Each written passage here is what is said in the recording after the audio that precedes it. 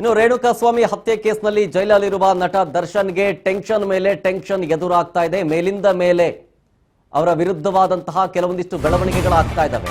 ಹಾಗಾಗಿ ದರ್ಶನ್ಗೆ tension, shock ಮೇಲೆ ಶಾಕ್. ಈಗಷ್ಟೇ ಒಂದು ಅಪ್ಡೇಟ್ ಬರ್ತಾ ಇದೆ. ಸಿಟಿ ಸಿವಿಲ್ ಕೋರ್ಟ್ಗೆ ಖುದ್ದು ಹಾಜರಿಗೆ ಒಪ್ಪಿಗೆ ನೀಡಿಲ್ಲ ಕೋರ್ಟ್. ಪರಪ್ಪನ ಅಗ್ರಹಾರದಲ್ಲೇ ದಾಸನಿಗೆ ನಿರಾಸೆ. ಯಾಕೆಂದ್ರೆ ಟ್ರಯಲ್ನಲ್ಲಿ ಖುದ್ದು ಹಾಜರಾತಿಗೆ ದಾಸ ಅರ್ಜಿಯನ್ನ ಸಲ್ಲಿಸಿದ್ದು, ಆದರೆ ಆ ಅರ್ಜಿಯನ್ನ ತಿರಸ್ಕರಿಸಿದೆ. ಜೈಲಿನ ಪ್ರತ್ಯೇಕ ರೂಮ್ನಿಂದ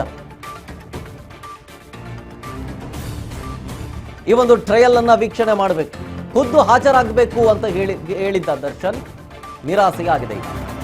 ಪರಪ್ಪನ ಅಗ್ರಹಾರದಲ್ಲೇ ಕೂತಿರೋ ದಾಸನಿಗೆ ನಿರಾಸೆ. 59ನೇ ಸೆಷನ್ಸ್ ಕೋರ್ಟ್ ದರ್ಶನ್ ಅರ್ಜಿಯನ್ನ ವಜಾಗೊಳಿಸಿದೆ. ಜೈಲಿನ ಪ್ರತ್ಯೇಕ ರೂಮ್ನಿಂದ ವಿಡಿಯೋ ಕಾನ್ಫರೆನ್ಸ್ ಮೂಲಕ ಹಾಜರಾಗಿದ್ದು ಸಿಗುತ್ತೆ. ಅಟ್ಲೀಸ್ಟ್ ಖುದ್ದು ಹಾಜರಾತಿ ಆಯ್ತು ಅಂತಂದ್ರೆ ಹೊರಗಡೆ ಒಂದು ಚೇಂಜ್ ಕಾಣುತ್ತೆ, ಜನಗಳನ್ನ ನೋಡ್ದಂಗಾಗುತ್ತೆ, ಹೊರ ಜಗತ್ತು ನೋಡ್ದಂಗಾಗುತ್ತೆ. ಜೈಲಲ್ಲೇ ಇದ್ದು ಸಾಕಾಗೋಗಿದೆ ಅನ್ನುವಂಥ ನಿಟ್ಟಿನಲ್ಲೋ ಏನೋ ನಾನಾ ರೀತಿಯ ಕಾರಣಗಳನ್ನು ಕೊಟ್ಟಿದ್ದಾರೆ.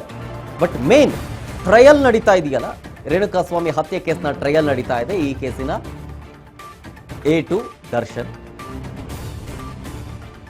ಸೊ ಟ್ರಯಲ್ ನಡಿಬೇಕಾದ್ರೆ ತಾನು ಖುದ್ದು ಹಾಜರಾಗಿರಬೇಕು ಕೋರ್ಟ್ನಲ್ಲಿ ಅಂತ ಮನವಿಯನ್ನ ಮಾಡಿಕೊಂಡಿದ್ದು. ಸೊ ಅದರ ಅರ್ಜಿಯ ವಿಚಾರಣೆಯನ್ನ ಇವತ್ತು ನಡೆಸಲಾಯಿತು. ತೀರ್ಪು ಕೂಡ ಹೊರಗೆ ಬಂದಿದೆ. ತೀರ್ಪೇನಂತ ಬಂತು? ಒಪ್ಪಿಗೆ ಕೊಟ್ಟಿಲ್ಲ, ಖುದ್ದು ಹಾಜರಾತಿ ಅವಶ್ಯಕತೆ ಇಲ್ಲ ಹೀಗಂತಂತು ಸೆಷನ್ಸ್ ಕೋರ್ಟ್. ಸೊ ಅಲ್ಲಿಗೆ ಪರಪ್ಪನ ಅಗ್ರಹಾರ ಜೈಲಿನಲ್ಲೇ ಕೂರಬೇಕಾಗುತ್ತೆ, ಹೊರ ಪ್ರಪಂಚವನ್ನ ನೋಡೋದಕ್ಕೆ ಸಾಧ್ಯ ಇಲ್ಲ. ವಿಡಿಯೋ ಕಾನ್ಫರೆನ್ಸ್ ಮೂಲಕ ಹಾಜರಾಗಿದ್ದು ಇವತ್ತು ದರ್ಶನ್ ಸೇರಿದಂತೆ 8 ಆರೋಪಿಗಳು ಒಂದು ರೂಮ್ನಿಂದ ಹಾಜರಾಗಿದ್ರು ಎಲ್ಲ ಒಟ್ಟಿಗೆ. ಸಾಕ್ಷಿ ವಿಚಾರಣೆಗೂ ಮುಂಚೆ ದರ್ಶನ್ ಅನುಮತಿಯನ್ನ ಪಡೆಯಬೇಕು. ಕೋರ್ಟ್ಗೆ ಅರ್ಜಿಯನ್ನ ಹಾಕೊಂಡಿದ್ದು Darshan. Rejected, request rejected. So ಅಲ್ಲಿಗೆ ನಟ ದರ್ಶನ್ಗೆ ಶಾಕ್ ಮೇಲೆ ಶಾಕ್. ಖುದ್ದು ಹಾಜರಿಗೆ ಕೋರ್ಟ್ ಒಪ್ಪಿಗೆ ಕೊಡ್ಲಿಲ್ಲ. ಕೊಟ್ಟಿದ್ದಿದ್ರೆ ಅಟ್ಲೀಸ್ಟ್ ಒಂದು ಚೇಂಜ್ ಆಗ್ತಿತ್ತು, ಹೊರ ಜಗತ್ತು ನೋಡ್ದಂಗೆ ಆಗ್ತಾ ಇತ್ತು ಅನ್ನುವಂಥ ಒಂದು ಭಾವನೆ. ಅದಕ್ಕೋಸ್ಕರನೇ ನಾನಾ ರೀತಿಯ ಕಾರಣಗಳನ್ನು ಕೊಡಲಾಗಿತ್ತು. ಯಾವ ಕಾರಣಕ್ಕೂ ಕೂಡ ಮಣಿಲೇ ಇಲ್ಲ ಕೋರ್ಟ್. ಸೊ ದರ್ಶನ್ಗೆ ಮೇಲಿಂದ ಮೇಲೆ ನಿರಾಸೆ. ಅವರು ಸಲ್ಲಿಸಿದ್ದ ಮನವಿಯ ಅರ್ಜಿಗಳು ಯಾವುದು ಕೂಡ ಪುರಸ್ಕಾರ ಆಗ್ತಾ ಇಲ್ಲ, ಎಲ್ಲವೂ ರಿಜೆಕ್ಟ್ ಆಗ್ತಾ ಇದೆ. ಇದಾದ ನಂತರ ನಾಳೆ ಮತ್ತೊಂದು ಟೆನ್ಷನ್ ಇದೆ. ನಾಳೆ ಮಂಗಳವಾರ, ನೆನಪಿರಬೇಕು ಡೇಟ್, 18ನೇ ತಾರೀಕು ಪ್ರದೋಷನ. ಮಾಫಿ ಸಾಕ್ಷಿ ವಿಚಾರಕ್ಕೆ ಸಂಬಂಧಪಟ್ಟಂತೆ ನಾಳೆಯೂ ಕೂಡ ಕೋರ್ಟ್ನಲ್ಲಿ ವಿಚಾರಣೆ ಇದೆ. ಇವತ್ತಿನ ನಿರಾಸೆ ದರ್ಶನ್ಗೆ, ಮತ್ತೆ ನಾಳಿನ ನಿರಾಸೆ ಯಾವ ರೀತಿಯಾಗಿರುತ್ತೆ ಅನ್ನೋದೇ ಕುತೂಹಲ. ಡೀಟೇಲ್ಸ್ ಕೊಡ್ತಾರೆ ಇನ್ನಷ್ಟು ನಮ್ಮ ಪ್ರತಿನಿಧಿ ಶಿವು ಫೋನ್ ಸಂಪರ್ಕದಲ್ಲಿ. ಶಿವು, ಒಂದು ಕಡೆ ಖುದ್ದು ಹಾಜರಾಗಬೇಕು ಟ್ರಯಲ್ಗೆ ಅಂತ ಹೇಳಿದಂತ ಸಂದರ್ಭದಲ್ಲಿ ಅದಕ್ಕೂ ಕೂಡ ಕೋರ್ಟ್ ರಿಜೆಕ್ಟ್ ಮಾಡಿದೆ. ಹಲವು ಮನವಿಗಳನ್ನ ಮಾಡ್ಕೊಂಡ್ರು ಕೂಡ ಅದು ದರ್ಶನ್ ವಿರುದ್ಧವಾಗೇ ಬರ್ತಾ ಇದೆ. ಜೊತೆಗೆ ನಾಳೆಯೂ ಕೂಡ ಮತ್ತೊಂದು ವಿಚಾರಣೆ ಇದೆ ಮಾಫಿ ಸಾಕ್ಷಿ ವಿಚಾರಕ್ಕೆ ಸಂಬಂಧಪಟ್ಟಂತೆ. ಶಾಕ್ ಮೇಲೆ ಶಾಕ್ ಆಗ್ತಾ ಇದೆ ಅಂತ ಅನ್ಸುತ್ತೆ ದರ್ಶನ್ಗೆ ಈ ಕೇಸಲ್ಲಿ.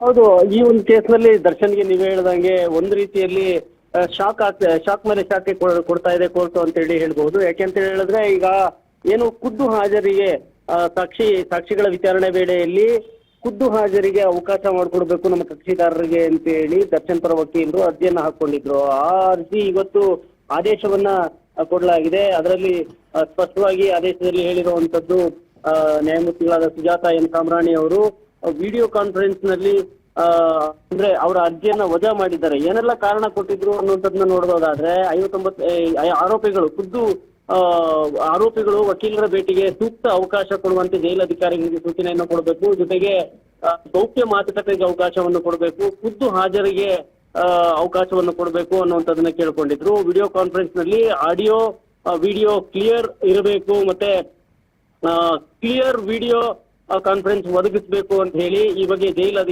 ಅಥಾರಿಟಿಗೆ ಸೂಚನೆಯನ್ನು ಕೂಡ ಕೊಟ್ಟಿರುವಂತದ್ದು. ಇದನ್ನ ಮೇಲ್ವಿಚಾರಣೆಯನ್ನು ಕೂಡ ಮಾಡಬೇಕು ಸಿವಿಲ್ ಕೋರ್ಟ್ ನ ರಿಜಿಸ್ಟ್ರಾರ್ ಅಂತೇಳಿ ಹೇಳಿದ್ದಾರೆ. ಅಂತಂದ್ರೆ ಈ ಎಲ್ಲಾ ಅಂಶಗಳನ್ನ ಕೂಡ ಇವತ್ತು ಕೋರ್ಟ್ ಹೇಳಿದಂತದ್ದು. ಸೊ ಖುದ್ದು ಹಾಜರಿಗೆ ಮತ್ತೆ ಗೌಪ್ಯ ಮಾತುಕತೆಗೆ ಅವಕಾಶ ಮಾಡಿಕೊಡ್ಬೇಕು ಅಂತ ಅರ್ಜಿ ಹಾಕಿ ಇದ್ದಂತ ಅರ್ಜಿಯನ್ನ ಈಗ 59ನೇ ಸೆಷನ್ ಕೋರ್ಟ್ ನ ನ್ಯಾಯಮೂರ್ತಿಗಳು ವಜಾ ಮಾಡಿದ್ದಾರೆ. ಇದರಿಂದ ಇನ್ನೊಂದು ರೀತಿಯ ಹಿನ್ನಡೆ ಆಗಿದೆ. ಖುದ್ದು ಹಾಜರಿ ಆದಂತ ಸಂದರ್ಭದಲ್ಲಿ ಬಹುಶಃ ಸಾಕ್ಷಿಗಳೇ ಏನಾದ್ರೂ ಹೇಳಿಕೆಯಲ್ಲಿ ವ್ಯತ್ಯಾಸ ಮಾಡ್ತಾರಾ ಅನ್ನುವಂಥದ್ದು ಏನಾದ್ರೂ ಆ ತರದೊಂದು ಮನಸ್ಥಿತಿಯನ್ನು ಹೊಂದಿದ್ರ, ಆ ಕಾರಣಕ್ಕೆ ಖುದ್ದು ಹಾಜರಿಗೆ ದರ್ಶನ್ ಅವರಿಗೆ ಅವಕಾಶ ಕೊಡಬೇಕು ಅಂತ ಹೇಳಿದ್ರ, ಅಂದ್ರೆ ಸಾಕ್ಷಿಗಳನ್ನ ಹೇಳುವಂತ ಸಂದರ್ಭದಲ್ಲಿ ಸಾಕ್ಷಿಗಳ ಏನು ಆರೋಪಿಗಳು ಖುದ್ದು ಹಾಜರಿರ್ತಾರೆ ಕೋರ್ಟ್ ನಲ್ಲಿ. ಆ ಸಂದರ್ಭದಲ್ಲಿ ಅವರು ಹೇಳಬಹುದು. ಈ ಒಂದು ಅಡ್ವಾಂಟೇಜ್ ಏನಾದ್ರೂ ತಗೊಳ್ಳೋಣ, ಮೈಂಡ್ ಗೇಮ್ ಏನಾದ್ರೂ ಮಾಡೋಣ ಅಂತ ಅನ್ಕೊಂಡಿದ್ರ, ಅದು ಈಗ ಫೇಲ್ಯೂರ್ ಆಗಿದೆ. ಬಹುಶಃ ಆ ರೀತಿಯಲ್ಲಿ ಏನಾದ್ರೂ ಅನ್ಕೊಂಡಿದ್ರೆ ಅದನ್ನ ಹೊರತಾಗಿಯೂ ಕೂಡ ಗೌಪ್ಯ ಮಾತುಕತೆ, ಅದ್ರ ಜೊತೆಗೆ ಖುದ್ದು ಭೇಟಿಗೂ ಕೂಡ ಅವಕಾಶಕ್ಕೆ ಸೂಚನೆ ಕೊಡಬೇಕು ಅಂತ ಏನು ಹೇಳಿದ್ರು. ಅಲ್ಲಿ ಕೂಡ ಈಗ ಆ ಅರ್ಜಿಯನ್ನು ಕೂಡ ವಜಾ ಮಾಡಿರುವಂಥದ್ದು. ಇದರ ಜೊತೆಗೆ ವಿಡಿಯೋ ಆಡಿಯೋ ವಿಸಿಯಲ್ಲಿ ವಿಡಿಯೋ ಮತ್ತೆ ಆಡಿಯೋ ಕ್ಲಿಯರೆನ್ಸ್ ಇರಬೇಕು, ಇರೋ ತರ ನೋಡ್ಕೊಳ್ಬೇಕು ಅನ್ನುವಂಥದ್ದನ್ನು ಕೂಡ ಜೈಲ್ ಅಥಾರಿಟಿಗೆ ಹೇಳಿದ್ದಾರೆ. ಅದನ್ನ ಸಿವಿಲ್ ಕೋರ್ಟ್ ನ ರಿಜಿಸ್ಟರ್ ಮೇಲ್ವಿಚಾರಣೆ ಮಾಡಬೇಕು ಅನ್ನುವಂಥದ್ದನ್ನ ಹೇಳಿದ್ದಾರೆ. ಇದು ಇನ್ನೊಂದು ಹಂತದ ಹಿನ್ನಡೆ ಅಂತಾನೆ ಹೇಳ್ಬೋದು. ಇನ್ನು ನಾಳೆ ಮಾಫಿ ಸಾಕ್ಷಿಯ ಅರ್ಜಿಯ ಪುರಸ್ಕರಿಸುತ್ತಾ ಕೋರ್ಟ್ ತಿರಸ್ಕರಿಸ್ತಾರ ಅನ್ನುವಂಥದ್ದು ಎಲ್ಲರ ಕುತೂಹಲಕ್ಕೆ ಕಾರಣ ಆಗಿದೆ. ಈಗೇನಾದ್ರೂ ಮಾಫಿ ಸಾಕ್ಷಿ ಅರ್ಜಿಯನ್ನ ಸೆಷನ್ಸ್ ಕೋರ್ಟ್ ಪುರಸ್ಕರಿಸಿದ್ದೆ ಆದ್ರೆ ನಾಳೆ ಅದು ಬಹಳ ದೊಡ್ಡ ಹಿನ್ನಡೆ ಆಗುತ್ತೆ.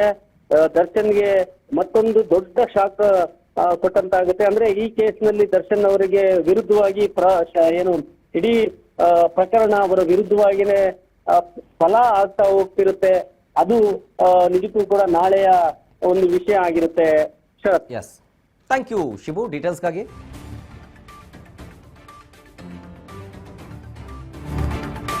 ಮತ್ತೊಂದು ಅಪ್ಡೇಟ್, ನಟ ದರ್ಶನ್ಗೆ ಶಾಕ್ ಮೇಲೆ ಶಾಕ್ ಎದುರಾಗ್ತಾ ಇದೆಯಲ್ಲ.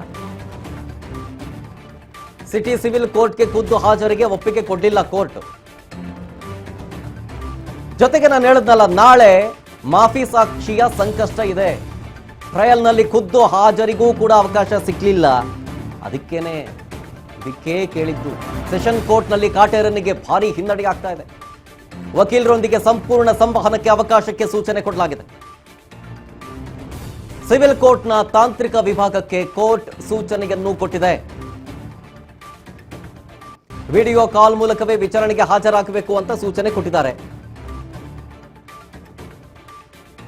ಸೊ ಅಲ್ಲಿಗೆ ಒಂದು ಕಡೆ ಇವತ್ತಿನ ಶಾಕ್, ಮತ್ತೊಂದು ಕಡೆ ನಾಳಿನ ಬೆಳವಣಿಗೆಗಳು ಏನಾಗಿರುತ್ತೆ ಅನ್ನೋದು. ಮಾಫಿ ಸಾಕ್ಷಿಯ ಸಂಕಷ್ಟ ನಾಳೆ ಎದುರಾಗುತ್ತೆ. ಪ್ರದೋಷ ದರ್ಶನ್ಗೆ ದೋಷವಾಗುವ ಎಲ್ಲಾ ಲಕ್ಷಣಗಳು ಕಾಣಸಿಗ್ತಾ ಇದ್ದಾವೆ. ಈ ಪ್ರಕರಣದ A14 ಸತ್ಯವನ್ನ ಒಪ್ಪಿಕೊಳ್ಳುತ್ತೀನಿ ಅನ್ನೋದರ ಜೊತೆಗೆ ಪ್ರದೋಷ್ನೊಟ್ಟಿಗೆ ತಾನು ನೋಡಿದ ರೀತಿಯಲ್ಲಿ ಅಥವಾ ತಾನು ನೋಡಿದ್ದು ಎಲ್ಲವನ್ನೂ ಕೂಡ ಕೋರ್ಟ್ಗೆ ಹೇಳಬೇಕಾಗತ್ತೆ. ಸೊ ಅಲ್ಲಿಗೆ ಆರೋಪಿಗಳ ವಿರುದ್ಧವಾದಂತಹ ಸಾಕ್ಷಿ ಇವಾಗ ಪ್ರದೋಷ್ ಆಗ್ತಾನೆ. ಕೋರ್ಟ್ ಅಕ್ಸೆಪ್ಟ್ ಆಯ್ತು ಅಂತಂದ್ರೆ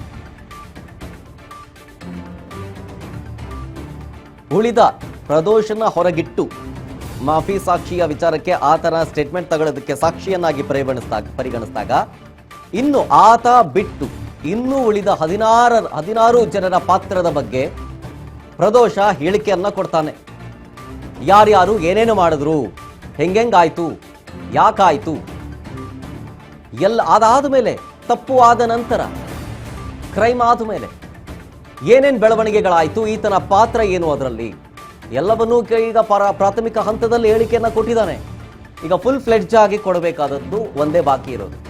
ಹಾಗಾಗಿ ಹೇಳ್ದಂಗೆ ಇವತ್ತೊಂದು ಶಾಕ್ ಆಯ್ತು ಅಂದ್ರೆ ನಾಳೆ ಪ್ರದೋಷ ದರ್ಶನ್ಗೆ ದೋಷವಾಗುವ ಲಕ್ಷಣಗಳು ಕಾಣಸಿಗ್ತಾ ಇದ್ದಾವೆ.